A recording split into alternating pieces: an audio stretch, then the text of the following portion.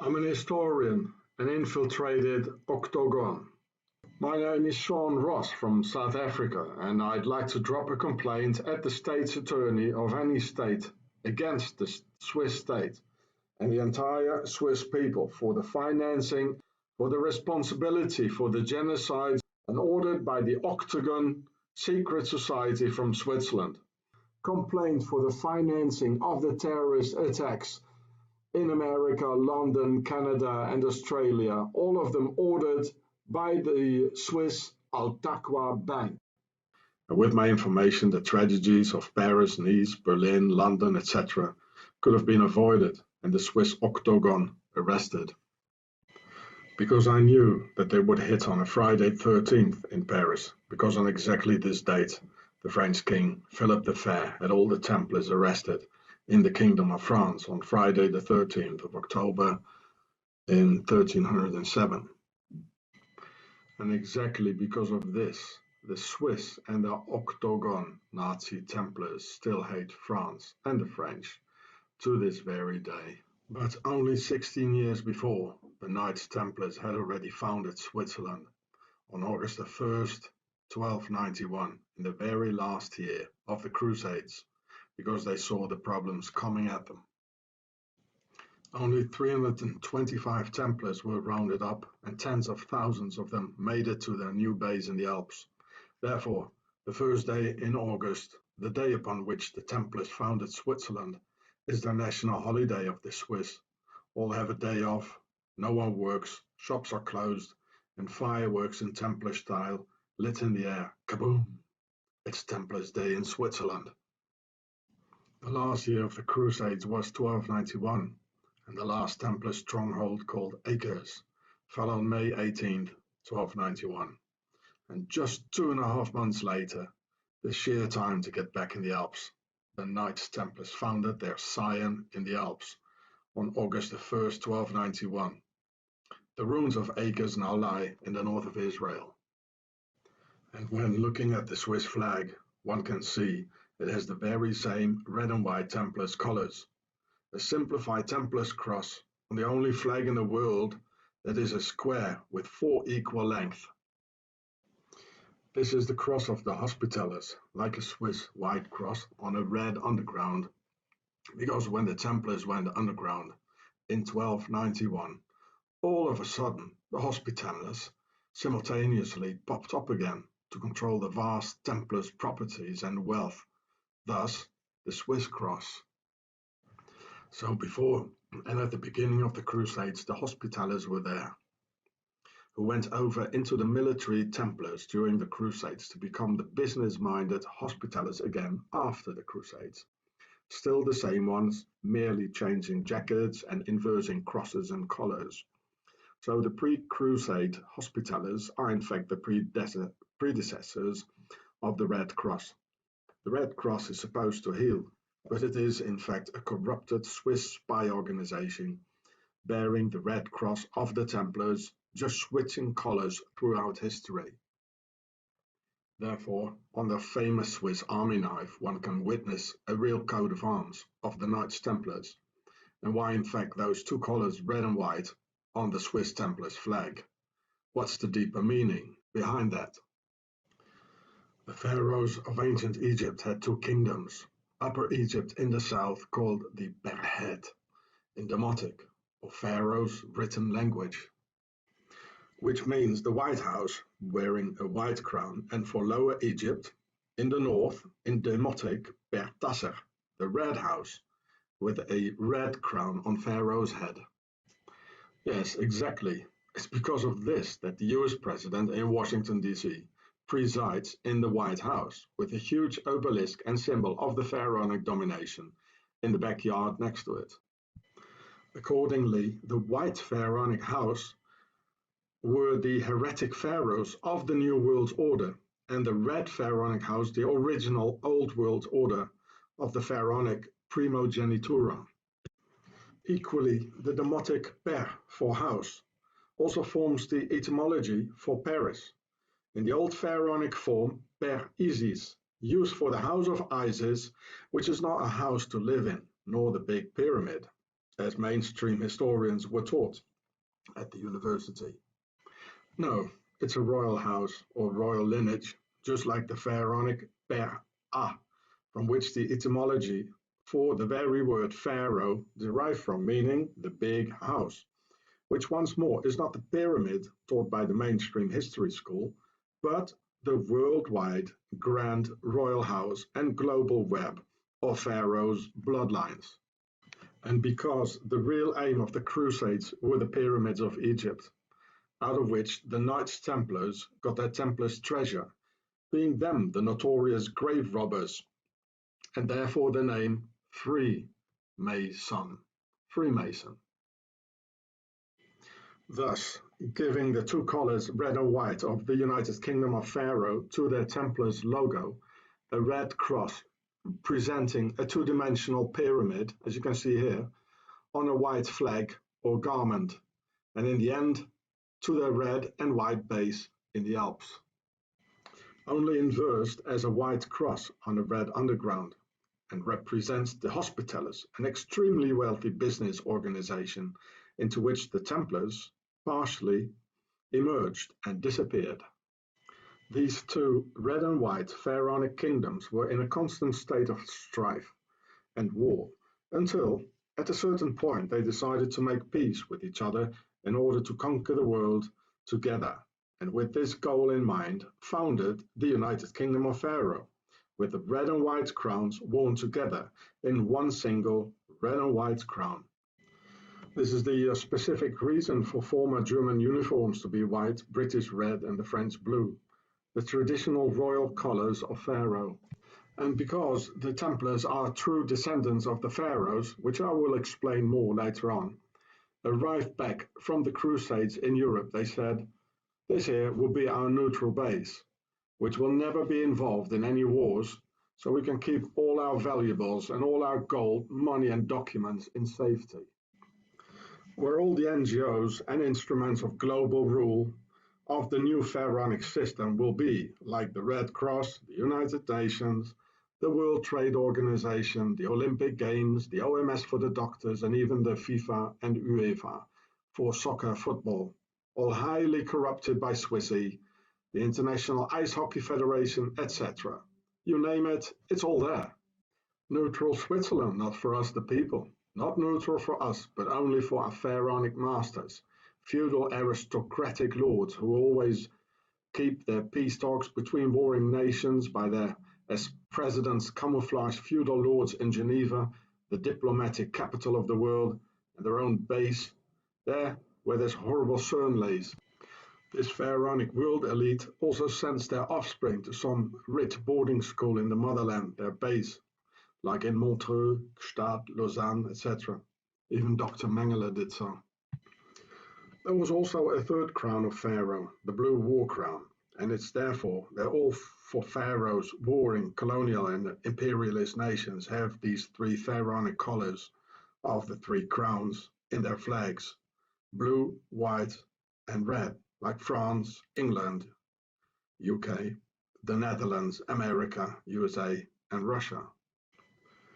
Red and white, the United Kingdom of Pharaoh, and original colours of the flags of England and France, and blue for war, surely because Pharaoh's nobility has blue blood.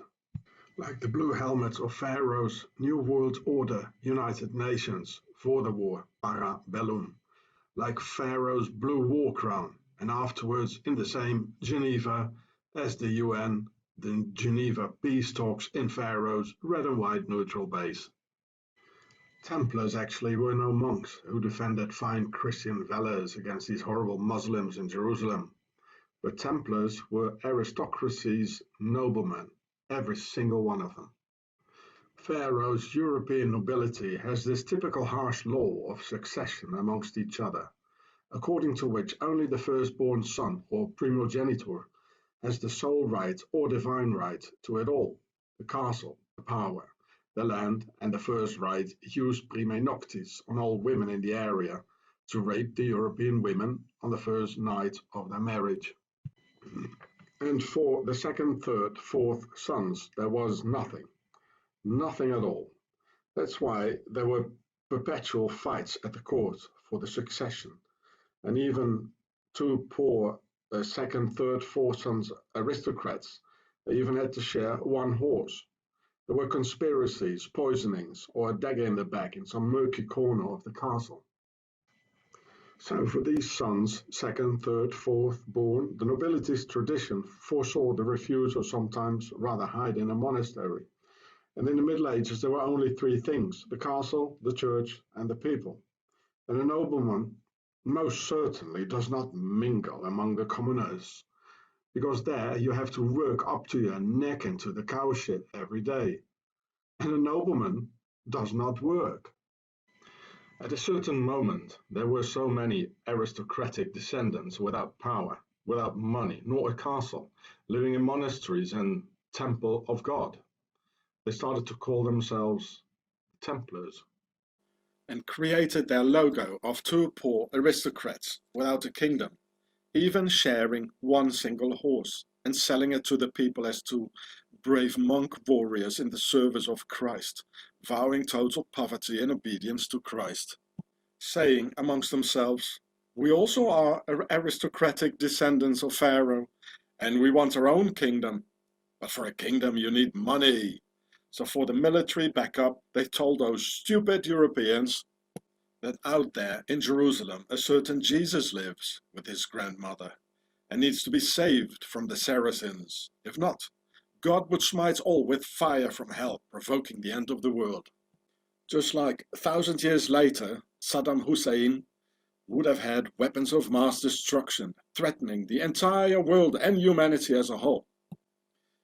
It came out in the end, all lies by Colin Powell and his pals. Same technique, same tactics, same liars. During the Crusades, Jerusalem was just the gateway to the real goal, the pyramids of Egypt, just as the Templars do not owe their name from Solomon's temple in Jerusalem. A symbol for the Jews who even today still bang their heads against the walls of King Solomon's temple to honor this aristocratic ruler, not of Jewish but Pharaonic descent. Religious dogmatism without understanding leads to wall bangers, and where we probably have the word Bible bangers from. And at this same place, the Crusaders, under Templar command, the latter, so the Templars, of same Pharaonic origin, just as the not very Jew King Solomon. In the year 1099, during the First Crusade, on the same day, July 14th, of the French national holiday, remembering the French Revolution and beginning of the French New World Order, these Crusaders were ordered to commit a gruesome massacre commanded by the Knights Templars on Jews, Muslims, and even Christians. Just as the Swiss Nazi Templars repeated this during the Nazi era. The real goal of the Crusades was Egypt and the treasures of their ancestors in the pyramids, which became the notorious Templars' treasure, which they took to their imperium in the Alps, with which they founded the Swiss banks. As a matter of fact, history teaches us that the Templars were the banks of Europe in the Middle Ages. They were the world's first real bankers who invented the check. And that's why later on in history, the Swiss banks collaborated with the Nazis. Because the Nazis were the Templars, who both did the same things: steal, murder, lie, collect wealth, and search for the Holy Grail and the Ark of the Covenant. So at the very same time, in 1291, when these extremely powerful, wealthy, and the world's first multinational just vanished from the face of the earth into nowhere, so the Templars I mean, at the very same time a couple of simple Swiss peasants suddenly rose against the extremely powerful Austro-Hungarian Empire of Habsburg, and using perfect military skills never seen before. Now, isn't that funny, eh? De facto, or in fact, the outcome of the entire Crusader campaign was decided in and by the large quantity of available Arab soldiers, and where Saladin, or Salaheddin, was the Caliph of, or King of Egypt, so to speak. And this is why Saladin, the aristocrat from direct Pharaoh's bloodline, has let the Crusaders go free in the reconquest of Jerusalem in 1187, October the 2nd, where eyewitnesses of the time confirm how priests had their donkeys fully loaded.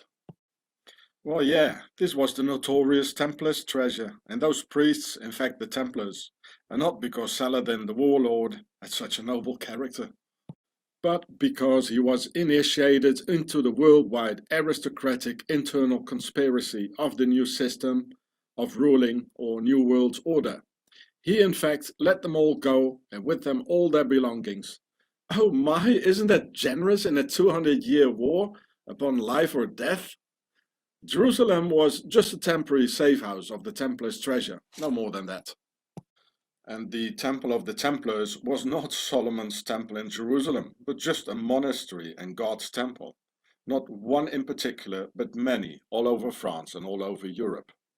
And Saladin was a New World Order traitor, lying to his subjects and conspiring with his European aristocratic brothers of his own PRA people in another geostrategical war around Pharaoh's treasure, just like the ones today for the opium in Afghanistan and the oil in Iraq, Syria, Libya and the rest.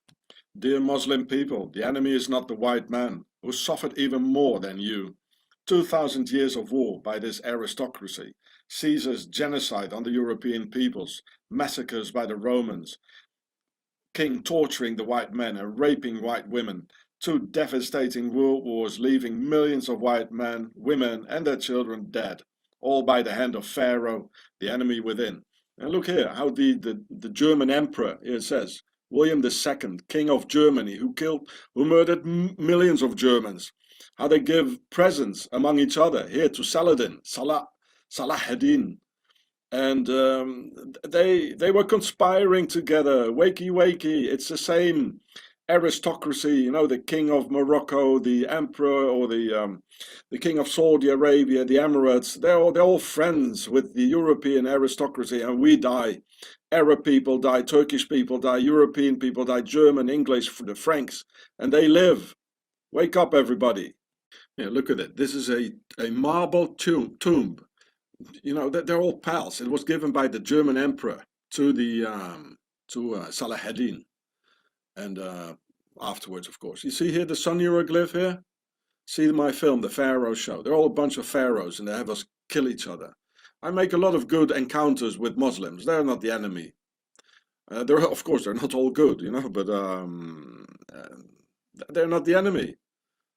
A lot of Muslims, they help me, they feed me, they take me hitchhiking, Turks and Arabs. I have no problem with them.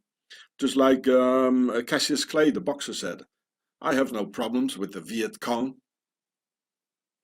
The white man is indeed the biggest victim in the entire history, because he dared to fight back in a way no other race has ever done. But they fight us from within, like a cancer or a virus, and they look like us now and talk like us through the jus prime noctis, the rape of our women, where they injected their pharaonic genetics like into our women. Yeah, look, this is what they did in my country, South Africa. Concentration camps, killing 28,000 children, and because they couldn't win the war. And this was Lord Kitchener, an aristocrat, and Lord Winston Churchill, born in Blenheim Palace, the son of a duke. It's all pharaohs, and they kill us. You know, that's the enemy. They're on all key positions, like the police is a foreign occupying army pretending to be from our ranks, which they are not. And they gather and conspire against us in their secret societies. In 1291, after the Crusades, the Templars' treasure, the Knights Templars and the aristocracy all made it safely back to Europe, while the ordinary Crusader foot soldiers like the Franks, the English and other Germanic warriors were as usually betrayed by their leaders and all perished in the desert sand. And at the same time, back in Europe, the women stood back alone without protection, because the men didn't come back anymore. Then 2 Swiss inquisitors called Heinrich Kramer from Mulhouse, in those days belonging to Switzerland, and Jacobus Sprenger from Basel in 1486 wrote and published a book called the Malleus Maleficarum, or the Witch's Hammer, in order to burn the remaining good women of Europe at the stakes, the loyal women who refused to collaborate with the lords of evil. They stood defenseless against Swiss mercenaries roaming all over Europe, who later became the Swiss Guard of the Pope's Guard of the Vatican, This is why the burnings of so-called witches took their highest toll near the Swiss border, like in German towns like Bamberg, Würzburg, Nuremberg, all according to plan and meticulously executed like a Swiss watch, and initiated by the Pope's letter of January 20th, 1260, just before the end of the Crusades, in 1291 the founding of their Swiss base, and the Pope ordering to start imprisoning and torturing European women who didn't want to collaborate with the masters, while their men were sent into the desert sand without water to make sure they wouldn't make it back to Europe to defend their women and save them from the stakes of the Swiss Inquisition. As the Spanish, they never burned any women.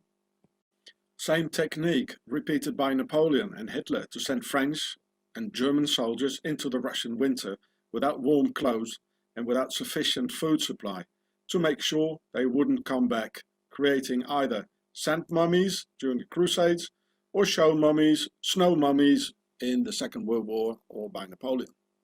And when the Templars of Pharaonic origin came into Switzerland, they were talking French and called the place Suisse, Suisse, for Sœurs d'Isis, the Sisters of Isis. Also because traditionally French has always been and still is the language of the entire European nobility, even in Germany, Poland, England, Russia, the Netherlands, everywhere. This is why later on French became the diplomatic language, with the diplomatic center, Geneva of course, their motherland. The pharaohs of ancient Egypt have never disappeared and the actual base is Switzerland, nice and central in the middle of it all, on the water tab and money tab of Europe, and where they talk 4 different languages for bringing havoc to Europe in 4 wind directions. Those who speak German to the north and infiltrate the Germans, French into France in the west, Italian into Italy south, and Rheto-Romanic to the east. Oh, very smart indeed. Well, the Templars were the first multinationals in history, and this is the result. Their base in the Alps stretching out in all directions, being the cause of the CIA and NATO's compass showing north, west, south and east. As Switzerland operates in all directions, linguistically, financially, militarily, you name it. And they're all Templar organizations, you know, the NATO and the Central Intelligence, the first director, and all these directors. There was Swiss, Alan Dulles, Templar stuff. So CIA, NATO, they're all Octagon Templar organization from Switzerland. In the Bible, the Quran and the Torah, it says that Pharaoh and his army drowned and disappeared in the sea. But hey guys, that doesn't mean they all disappeared. There was only one you're talking about. But they had sons, daughters, cousins and uncles. What about them, silly? And what about all the other pharaohs we know? We know there were more than one. There was Akhenaton, Ramses the Great, Tutankhamun, Cleopatra and hundreds more. What about them bunch then? Okay, let me explain it to you. Of course the sea didn't just open up just like that and swallows them like a predator. It's a metaphor, as these books are full of. In the Bible, the sea is symbolic for the sea of peoples. So Pharaoh disappeared into the sea of peoples. They are amongst us and so mixed with us that we cannot even recognize them anymore. And neither can they. That's why they need secret handshakes and secret symbols to recognize each other and secret societies to get to know each other. And this is why more than 50% of the Europeans carry the pharaonic DNA in their blood, which has been discovered around 2009. In Switzerland, that's more than 90%. But of course, the prostitutes of the mainstream media, they turned it the other way around. And they say that here in the newspaper, that the pharaohs, they come from Europe. But no, they injected their pharaonic genetics into our women. I will explain that to you. And when the pharaohs came to Europe, they built castles everywhere to conquer Europe and the Europeans. So they became the aristocracy with their blue blood and blue for the war. Because of them, we have wars without end throughout history. Reminds you, there are no castles in Europe before the year 1000, and there are no European kings from us, the white people. There is not such a thing as an original European king. It's all imports from Egypt and forced upon our lives through terror, rape, bloodshed, wars, and many lies and deceit. Wake up, people, and see Pharaoh with their blue aristocratic blood thrashing down into humanity. Castles from the year thousands are extremely rare, so roughly speaking, there were no castles from before the year 1000, and there were no aristocrats from before the year 1000. There was no nobility before the year 1000. So, where did they all come from, all of a sudden, eh? Well, we know who the builders are with their pyramids, viaducts and squares and compasses, don't we know? Not even 100 years ago it was still perfectly clear that everything belonged to the aristocracy, the nobility, the land, the power, and even our women through the first rite of the jus prime noctis, the bride having her first night after the wedding with the lord in his royal bed in the castle. That's why so many Swissies have that cold pharaonic genetics running through their veins, meaning that the aristocracy are the descendants of Pharaoh, who injected their pharaonic genetics into the whole of our women on that first night, if you know what I mean. Or do you really think that the aristocracy just left it all 100 years ago and just gave all the power on earth away to some politicians and their police state? Nah. And like Pharaoh and the aristocracy, today's ruling elite still don't talk with us and still only marry amongst themselves, because it's still the same bloodline, just changing jackets. And because there were too many uprisings, especially in Russia and France, the aristocracy decided to entirely rule through secret Freemason lodges. Yes, affirmative. All today's politicians are both Freemasons and aristocrats and descendants of Pharaoh. It's because of that Freemasons worship these cult objects of their ancestors from ancient Egypt, like obelisks, pyramids, the all-seeing eye, Horus, etc., the entire ancestral tradition. As a fact, more and more descendants of Pharaoh were born over the years in the various castles of Europe, who all wanted to be the king, thus leading to various wars between kings, castles, and royal lineages, fights about kings who wanted to stay king forever, pass the kingship down to their children and all descendants ever after. There were more and more sir, sires, and pharaohs who all wanted to be the king, and that's why one war followed up the other, in which the normal man, we, only let his life and do the wars for them, as on a chessboard, therefore the Freemason checkerboard configuration. At a certain point, they agreed it couldn't go on like this any longer and constantly destroying it all. There had to come a new system, a system in which any one of them could be the king for a period of 4, 5, or 7 years. And so, democracy, the hidden feudal system, was born. But who's going to vote? Because none of us is neutral, they said. Well, let's create a sort of circus in which we let the people vote, or the demos in Greek. The people will vote in a sort of rotating dictatorship in which all the political candidates are pure Tsar and pharaonic nobility, who in fact, when voted for, radiate this air of personal happiness, because they just got elected to be the king and pharaoh for a period of 4 years. Democracy is their cynical word, meaning that the people rules. That's why there are the Bilderberger on all controlling internal organization, which already existed during the times of kings, but under another name, to solve the internal troubles of these pharaohs amongst themselves. Problems like succession and world domination. The latter they call with a euphemist expression globalization, a soft expression for world domination in pharaonic, equally representing this new system called the New World Order, executed through Freemasonry, through which any of them can become the king for a period of 4, 5, or 7 years. But who's gonna vote? A member asked. Oh, let's have the people vote, another said, because they're so dumb and stupid and will never understand anything. And at the same time, we make them think that the people are ruling. Like that we keep them happy, satisfied and peaceful. But in fact, democracy is not for and by the people, but for our rulers, so they can be elected democratically. And as soon as they're elected, they'll do what they please anyway. So there is no self-government by the people, and there never has been any either.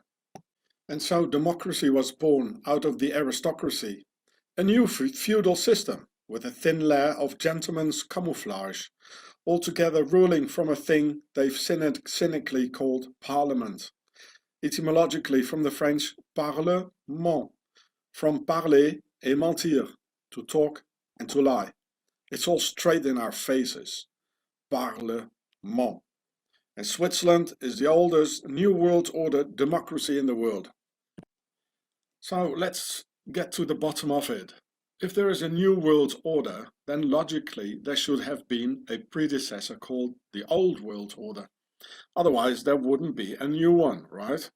So what is this Old World Order then? Well, it's the old feudal system of kings, queens, princes and princesses, following the system of the firstborn or primogeniture. And out of the Templars with their Swiss base were born Freemasonry and their New World Order, consequently to solve their internal wars of the Old World Order, like the persecutions of the Templars by the French king Philip the Fair, who refused to surrender his reign and throne to the new system called New World Order, also entitling second, third and fourth sons to power. This is why the Templars of the New World Order and their Swiss mercenaries were in La Bastille in Paris, where they tortured French citizens and terrorized the French people through hunger, inflicting famine and persecution to provoke the revolution, so the people would rise against the monarch to finish off the Old World Order. And so it happened in 1793, 4 years after the French Revolution, when the French King Louis XVI lost his head, and the Queen too, 2 heads in the basket. The same happened in Russia barely 100 years later with the Tsar family. Same technique applied. Never in history there has been a revolution by the people, but they were a transition from the Old World Order to the New World Order. And the slogan liberty, equality and fraternity are not for us the people in the promising new era, because we're still the slaves of our feudal lords.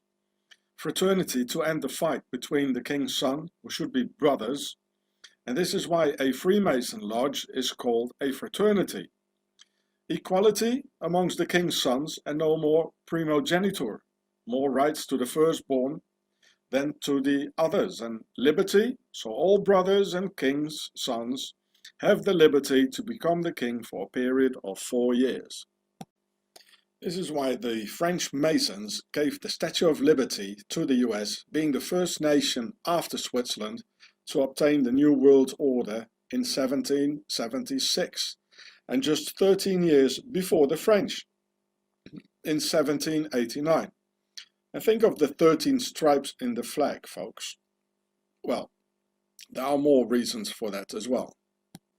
The Old World Order is what is called a vertical rule, where the king or pharaoh decides straight down to the people and the very lowest on the ladder. Whereas the New World Order is a horizontal rule, in which they all rule together in a parliament, the Congress, the Senate, and this is for instance why Mr. Trump cannot just do what he wants, because there still is the state, the Senate and Congress to favor his actions, and this is why Trump will never be able to fulfill all his empty promises, which he never even intended to fulfill anyway. This is how the New World Order horizontal rule functions. And this is why the Swiss flag has a vertical line cut in half by a horizontal line in transparent white on a blood red underground. It's the symbol of the New World Order, if you like. The New World Order is Freemason horizontal rule, a new system of the kings, who have the logo of the pyramid, which is the square and compass, because the square is at 90 degrees, with which you can make a square or base of a pyramid, which stands for the number 4, as there are 4 corners or 4 lines in a square. So here you can see this one here is the square and it stands at 90 degrees. So with 90 degrees you can make, like here, the base of the pyramid, which has 1, 2, 3, 4 corners, or 4. So it stands for the number 4, the square. The compass stands at 60 degrees, with which you can make a triangle or side of a pyramid, having 3 times 60 degrees corners and 3 lines, so representing the number 3. You see, here is the compass. It stands at 60 degrees, almost the same as here, this here. So it's not entirely, but so with this thing here, you can make a 60 degree pyramid. So that's the side of a pyramid. So with this thing, you can make, in fact, a pyramid, 3 plus 4. So 4 plus 3 makes 7, the holy number of Pharaoh and the pyramid. Therefore, the 7th letter of the alphabet is a G, and positioned between the square and compass, the symbol of a pyramid by Pharaoh's descendants, the Freemasons, who in the higher degrees are all royals of Pharaoh's nobility, and their new horizontal system of the New World Order. And in the New World Order, we all must carry an identity card with our personal slave number on it. And when the uniformed king's knights knock on the window of your car, "Papers, please," then this is a slave control, like a farmer controls his cows. And if you refuse, they'll take you out of circulation, as they say it. The name America is fully pharaonic, as I've explained to you in my film The Pharaoh Show 8 years ago. A good name for a New World Order nation. So the Americans thought to abolish the rule of the British monarchy, royals, old world order. In fact, they just got a new system in return, the New World Order horizontal rule. A, it means big or pregnant. Me, mer or meru is the word for a pyramid. Ri, the sun, like the sun god, Re or Ra or Amun-Ra.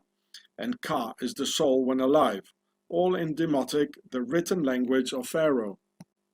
Read from right to left, it means the reincarnation, A, of the big pyramid, Me, will take place where our souls, Ka, will live under the sun, Ri, America, America. And there she is, the reincarnation of the big pyramid on the dollar. It's been said that Amerigo Vespucci discovered America. But you don't call a street, land or town after one's first name, do you know? Logically, it should be the United States of Vespucci and the Vespuccians. But it isn't the case, so they lie, as always.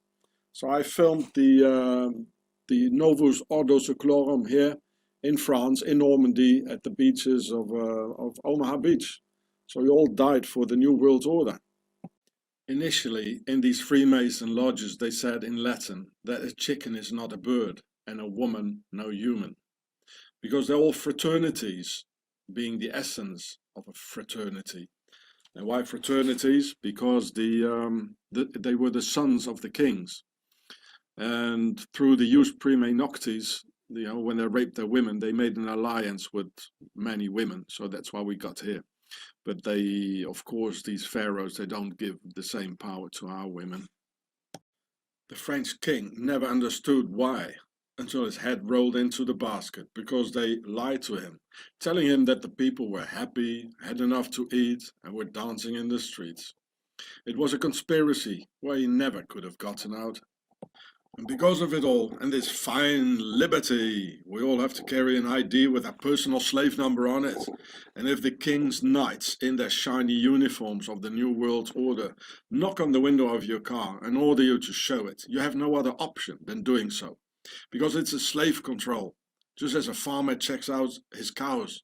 And you see, the man, he's incredibly enslaved. He can't see, he can't move. And the women is outside. Why? Because they have an alliance with the masters. They want to have the power, and they gave him the power. Because the evil one, he knows that a woman can't see the danger. She's like a little bird, that needs twigs for the nest. That's why it shows the child as well. This guy must have been a Freemason, and one of them, a pharaoh, the one who painted it here, because he knows it. And this is actually the story of Adam and Eve. and she has an alliance with the snake. Yeah, watch this film of mine on the same channel here about the snake and our masters here. This is the alliance the women have. This is the story of Adam and Eve, and it couldn't be written otherwise in the Bible. You know, it has to be written symbolically, but people don't understand it. And here you can see why the snake. These are our masters, the snake. And also Jesus, he's from a line of pharaohs. He's from the house of David, the kings, the aristocracy, the nobility, who are pharaohs. And he didn't like it, you know, like Lady Diana or John F. Kennedy, so they stand up. And also didn't have any choice because her own clan didn't want her anymore, so she had to choose us.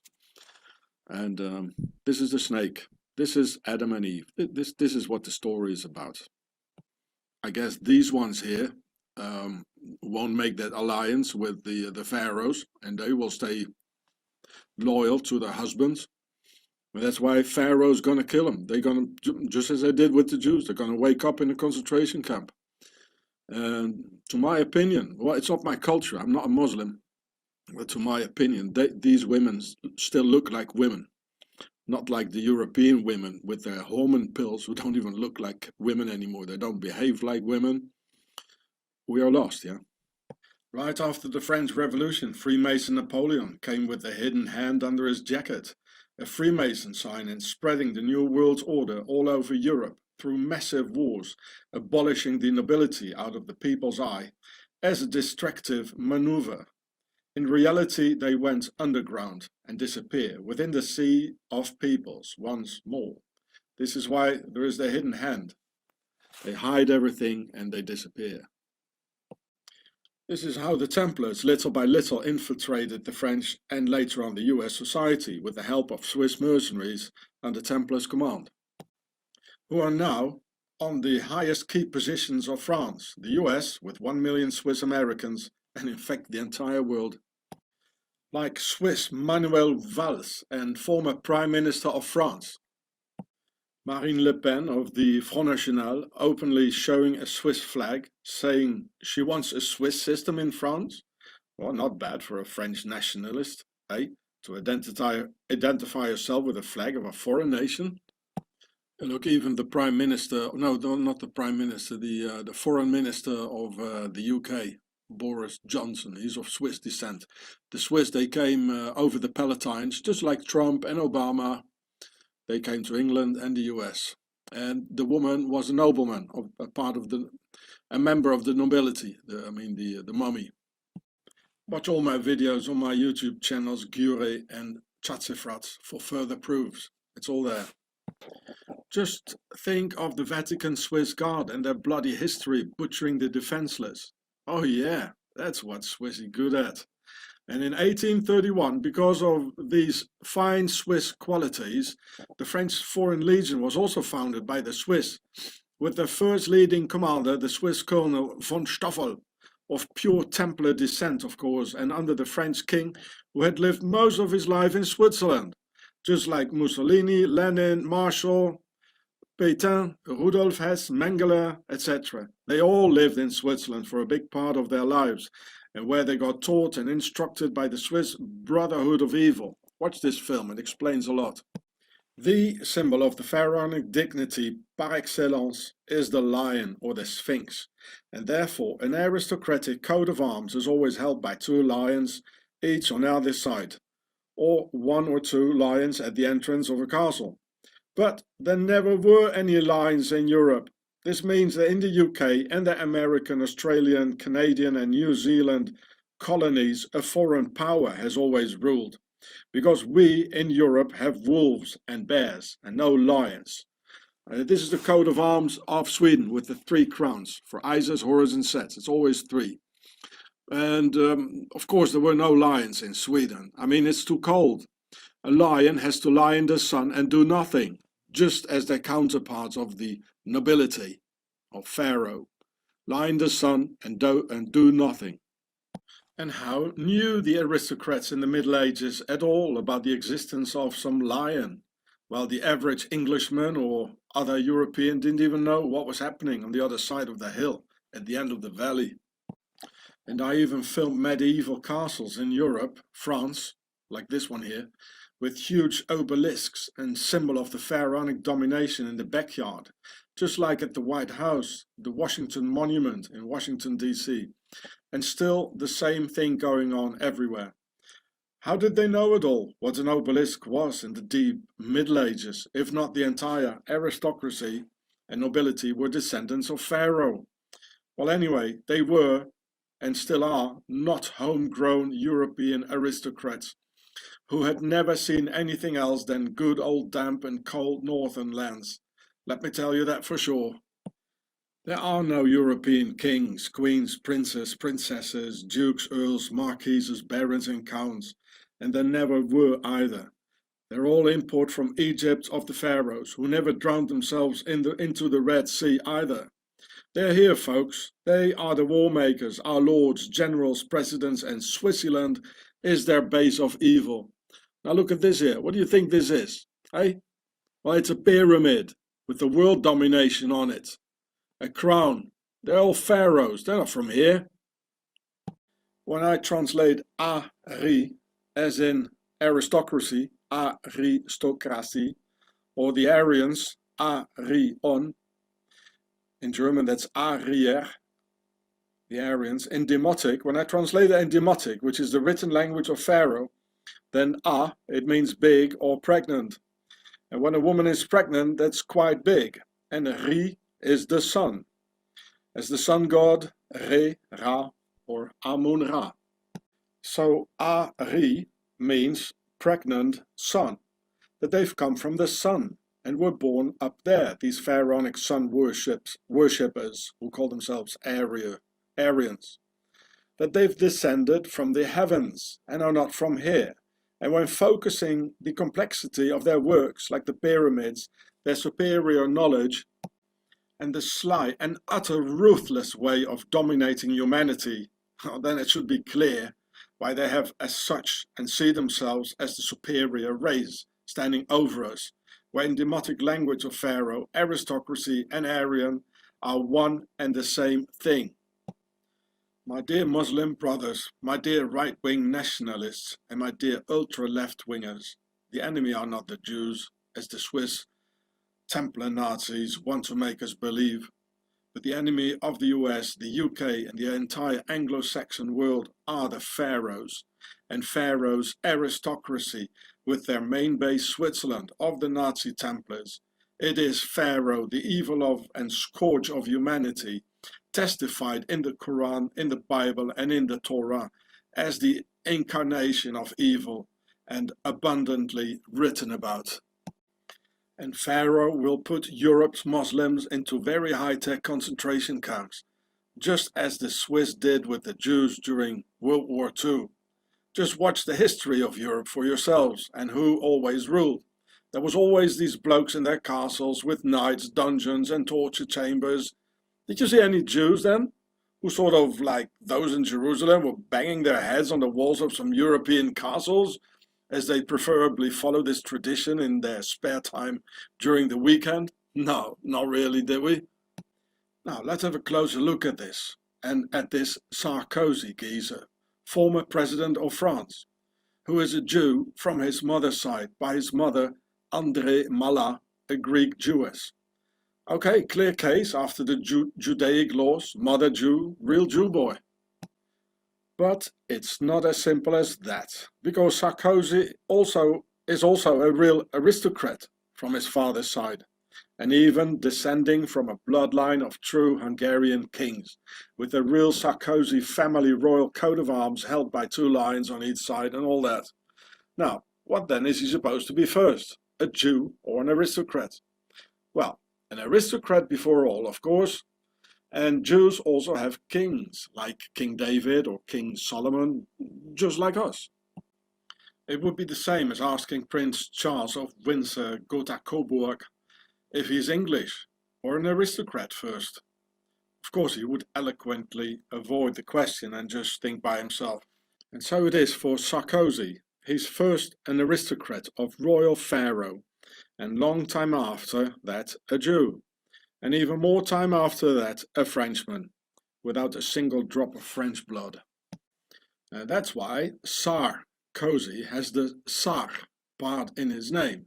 First of all, that's an abbreviation for Son Altesse Royale, SAR, meaning His Royal Highness, and which is the official title of Prince Charles, the Duke Henri of Luxembourg, etc. Sar. Here you see too, Sar, le Prince Royal, the Royal Prince. Thus calling themselves, because in the demotic language of Pharaoh, Sar means a king, as in a sarcophagus, a box to put the king in when he's dead, the king box, so to speak. Or as in Caesar, the king of Rome, where etymologically the German word Casa for an emperor is from. Furthermore, the Tsar or Tsar from Russia, Nebuchadnezzar, the king of Babylon, the British royal family Windsor, original Tsar, or you pronounce it Windsor, and Sarkozy, the king of France, for 7 or 5 years, because 7 is the number of the pyramid. Oh, he looks a bit like Mr. Putin, doesn't he? Those are all Tsars, or pharaoh kings, from which also derive the words sire, or sir, yes sir, no sir, like in Sir Winston Churchill, who was born in Blenheim Palace, his father a duke, all from Tsar. This is why in posh upper-class British, the word sir has to be pronounced Tsar, and not sir, yes sir, to show one's solid origins. Without exception, this global elite put their money, or rather our money in fact, their tax evasion, in their red and white United Kingdom of Pharaoh, Switzerland. Like 80 billion French euros every year, 100 billion German euros annually, or 450 billion US dollars that annually end up in Switzerland. Because throughout history, the aristocracy nobility never paid any taxes, but it's them finally who invented taxes so they could parasite on the backs of some starving people while they partied at the court of the castle, with our women, food to scoff and beverage for the fun, all taxed together. And all that continues to this very day, made possible through their base of the world's financial elite in the Alps.